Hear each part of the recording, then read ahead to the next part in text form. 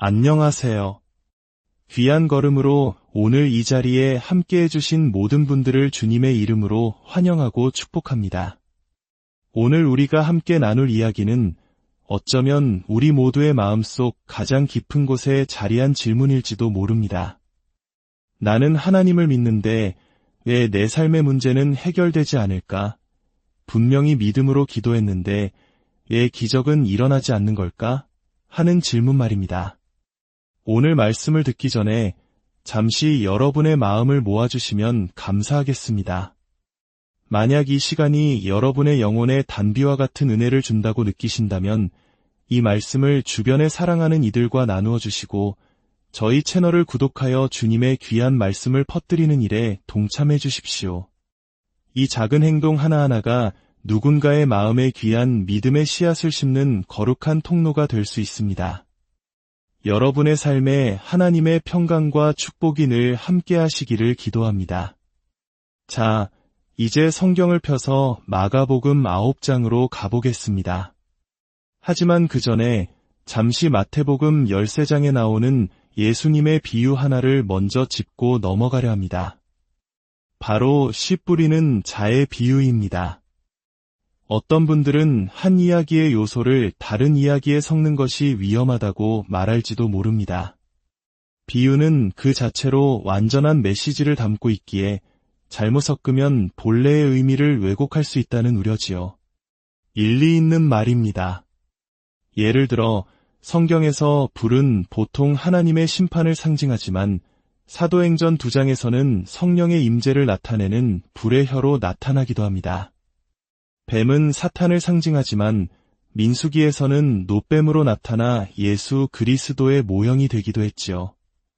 이처럼 상징은 고정되어 있지 않습니다. 하지만 오늘 저는 두 이야기를 연결하며 우리 믿음의 본질을 더 깊이 들여다보는 통찰을 얻고자 합니다. 이 두 이야기를 유연한 마음으로 함께 따라와 주시길 바랍니다. 마태복음 13장의 비유에서 씨앗은 하나님의 말씀을 그리고 흙, 즉 밭은 우리의 마음을 의미합니다. 이 비유는 우리에게 매우 중요한 교훈을 줍니다. 하나님의 말씀이 열매를 맺지 못했다고 해서 그 말씀 자체가 가짜이거나 능력이 없는 것이 아니라는 사실입니다.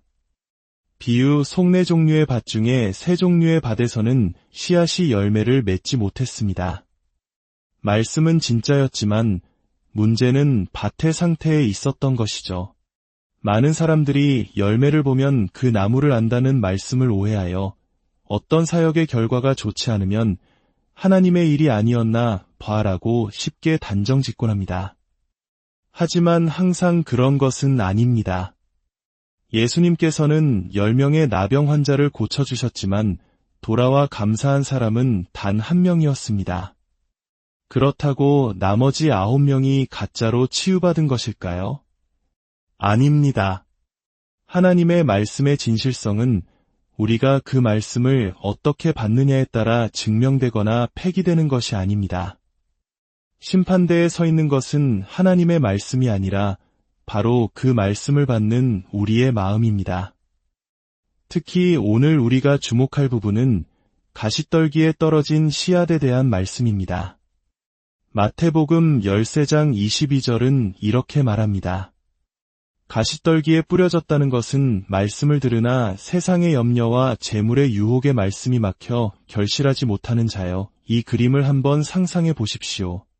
제 아내가 정원 가꾸기의 명수입니다. 하지만 최근에 몸이 좋지 않아 정원을 돌보지 못했습니다. 저희 집 정원에는 고추 모종이 심겨 있는데 지금 고추는 무릎에도 미치지 못하지만 잡초는 허리까지 자라나 있습니다. 우리가 심은 귀한 씨앗이 있었지만 정원을 돌보고 김을 매주지 못하자 다른 잡초 씨앗들이 자라나 양분과 수분, 햇빛을 모두 빼앗아 버렸습니다.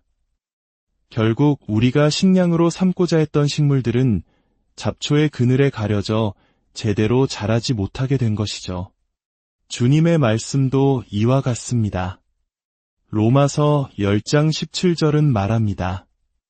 믿음은 들음에서 나며 들음은 그리스도의 말씀으로 말미암았느니라. 여기서 우리는 들음이라는 행위에 주목해야 합니다. 믿음은 단순히 하나님의 말씀을 듣는 행위, 즉 오디오북처럼 24시간 성경 구절을 틀어놓는다고 해서 저절로 생기는 것이 아닙니다. 그것은 하나님의 음성에 나의 영혼을 연결하는 경청의 과정입니다. 그리고 그 경청의 능력은 하나님의 말씀을 가까이 할수록 훈련되고 예민해집니다. 문제는 이것입니다. 내 마음밭에는 하나님께서 심으신 거룩한 말씀의 씨앗이 있습니다. 하지만 동시에 세상적인 생각, 과거의 실망감, 다른 사람을 향한 비판, 내면의 불평과 같은 수많은 잡초 씨앗들도 함께 자라고 있다는 것입니다. 이 모든 것들이 한정된 마음의 양분을 얻기 위해 치열하게 경쟁합니다. 성경은 세상의 염려와 다른 관심사들이 말씀을 질식시킨다고 말합니다.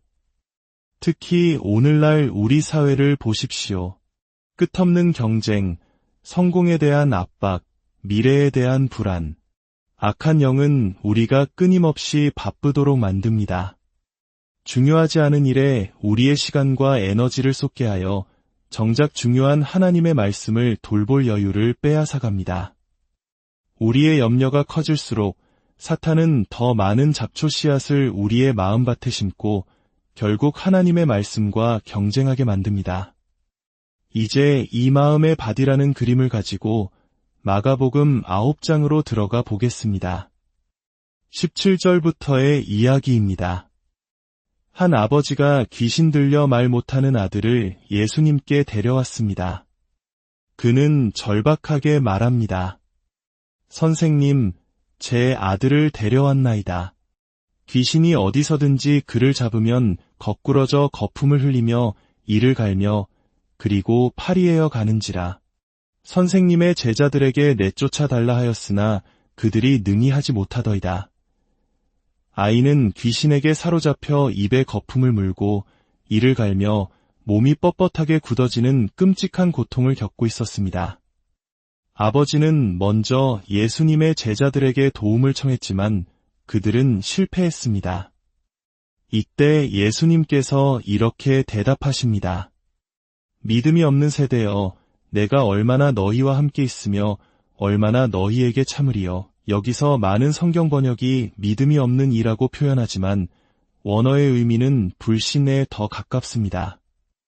이 둘은 미묘하지만 아주 중요한 차이가 있습니다. 믿음이 없음은 믿음이 아예 존재하지 않는 상태를 의미하지만 불신은 믿음의 부재가 아니라 불신이라는 또 다른 무언가가 존재하는 상태를 의미합니다. 즉, 마음의 밭이 텅 비어 있는 것이 아니라 믿음의 씨앗과 불신의 잡초가 함께 자라고 있는 상태인 것입니다. 잠시 후에 이 아버지가 예수님께 이렇게 외치지 않습니까? 내가 믿나이다. 나의 믿음 없는 것을 도와주소서. 그의 마음밭에는 믿음과 불신이라는 두 개의 식물이 함께 자라고 있었던 것입니다. 어떤 사람들은 자신을 소개할 때 저는 좀 이성적인 사람이라서요 라고 말하곤 합니다. 그것은 제 안에는 불신이라는 경향성이 있습니다. 라는 말과 같습니다. 하나님은 이 세상 그 누구보다 지혜로우시고 이성적인 분이십니다. 그런데 만약 우리의 지성과 이성이 그분을 믿는 믿음을 방해한다면 그것은 우리가 잘못된 지식을 가지고 있다는 증거입니다. 마치 선악과를 따먹은 아담과 하와처럼 하나님을 대적하는 지식의 씨앗으로 우리의 마음밭을 채우고 있는 것입니다. 진정한 믿음은 우리를 가장 높은 차원의 지성으로 인도합니다. 히브리서 11장 3절은 말합니다. 믿음으로 우리는 세상이 하나님의 말씀으로 지어진 줄을 아나니 우리는 이해했기 때문에 믿는 것이 아니라 믿기 때문에 비로소 이해하게 되는 것입니다. 믿음은 인간의 이성으로는 도달할 수 없는 이해의 차원으로 우리를 이끌어줍니다. 예수님은 아이를 데려오라고 하십니다. 아이가 예수님 앞에 서자 귀신은 아이를 격렬하게 만들고 아이는 땅에 쓰러져 거품을 흘리며 뒹굽니다. 왜 하필 예수님 앞에서 더 극심한 발작을 일으켰을까요? 아마도 제자들 앞에서 이 방법이 통했기 때문일 것입니다. 눈에 보이는 자연현상으로 극적인 소란을 일으키면 영적인 세계를 바라보는 시선을 방해할 수 있기 때문입니다. 악한 영은 눈에 보이는 혼란을 극대화하여 제자들이 이미 하나님께서 행하시기로 작정한 뜻을 보지 못하게 만들었습니다. 진정한 믿음은 문제의 존재를 부정하지 않습니다. 다만 그 문제가 내 삶에 영향을 미치도록 내버려 두지 않을 뿐입니다. 예수님은 아버지에게 묻습니다.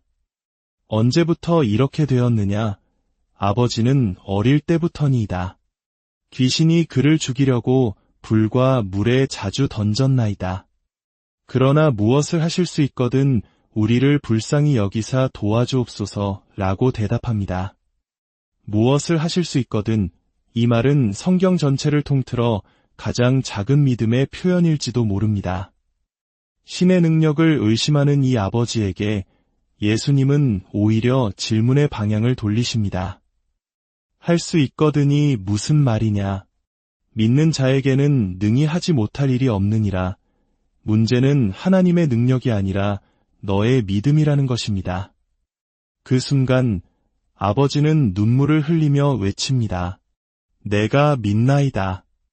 나의 믿음 없는 것을 도와주소서.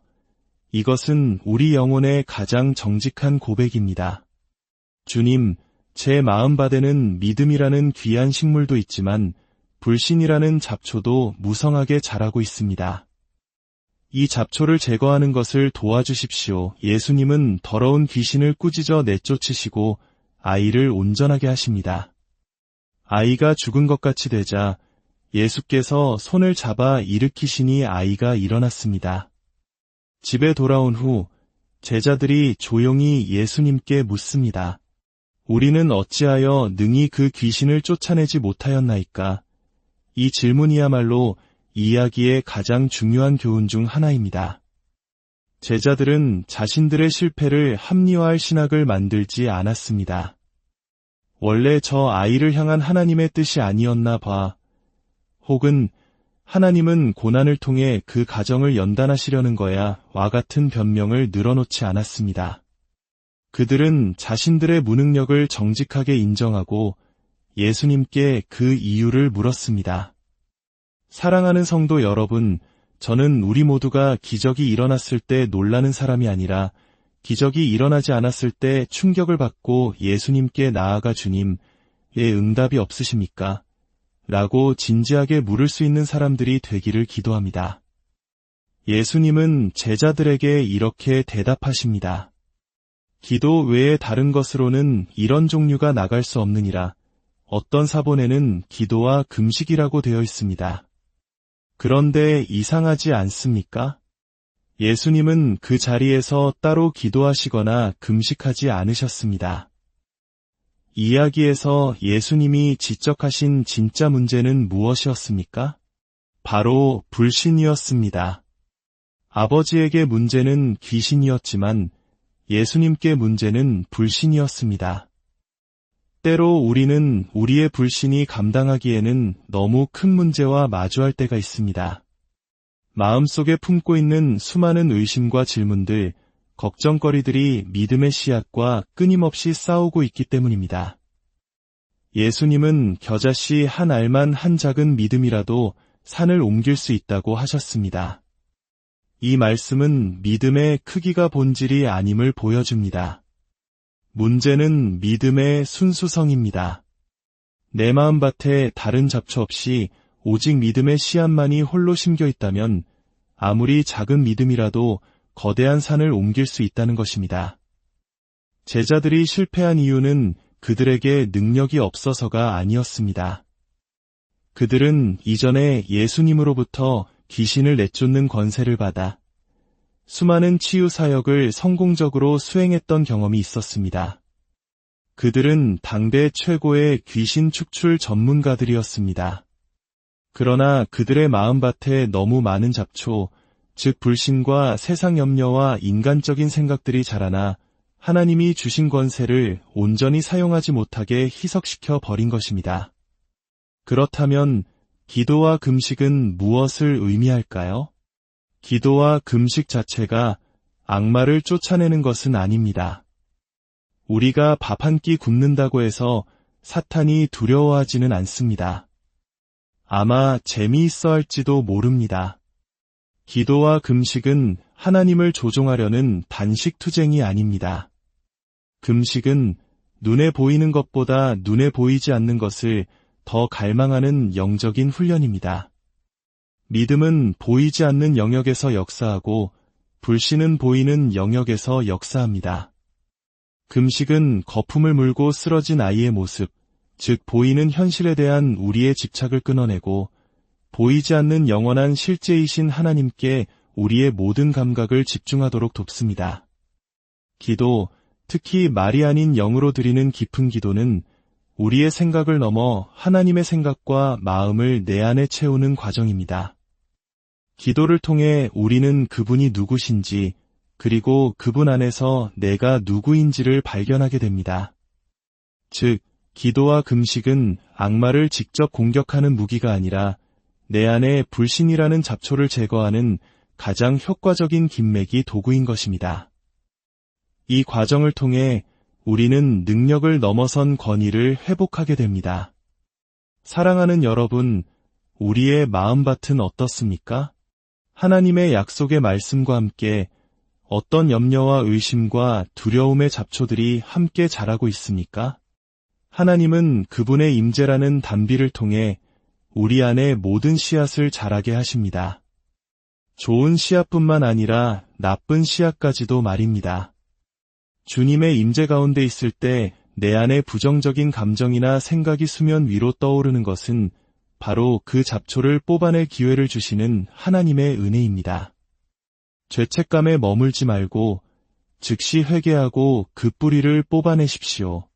우리가 처한 문제가 귀신이든 질병이든 재정적인 어려움이든 그것이 문제의 본질이 아닐 수 있습니다. 진짜 싸움은 우리 마음바단에서 벌어지는 믿음과 불신의 전쟁입니다. 이 전쟁에서 승리하기 위해 우리에게는 기도와 금식이라는 영적 훈련이 필요합니다. 보이는 세상에 대한 식욕을 줄이고 보이지 않는 하나님 나라에 대한 갈망을 키워나갈 때 우리의 믿음은 순수해지고 마침내 산을 옮기는 권위로 나타나게 될 것입니다. 아버지 하나님, 오늘 우리에게 믿음의 본질에 대해 가르쳐 주시니 감사합니다. 우리의 마음밭을 정결하게 하여 주시옵소서. 세상의 염려와 재물의 유혹, 그리고 수많은 불신의 잡초들을 성령의 불로 태워주시고 오직 주님의 말씀만이 깊이 뿌리내려 30배, 60배, 100배의 결실을 맺게 하여 주시옵소서. 우리가 문제를 합리화하는 신학을 버리고 정직하게 주님 앞에 나아가 왜입니까? 라고 묻는 용기를 주시고 기도와 금식을 통해 불신을 이겨내는 영적 권위를 회복하게 하옵소서. 이 말씀을 듣는 모든 심령 위에 하늘의 평강과 위로 그리고 돌파의 은혜를 부어주시옵소서. 우리 주 예수 그리스도의 이름으로 기도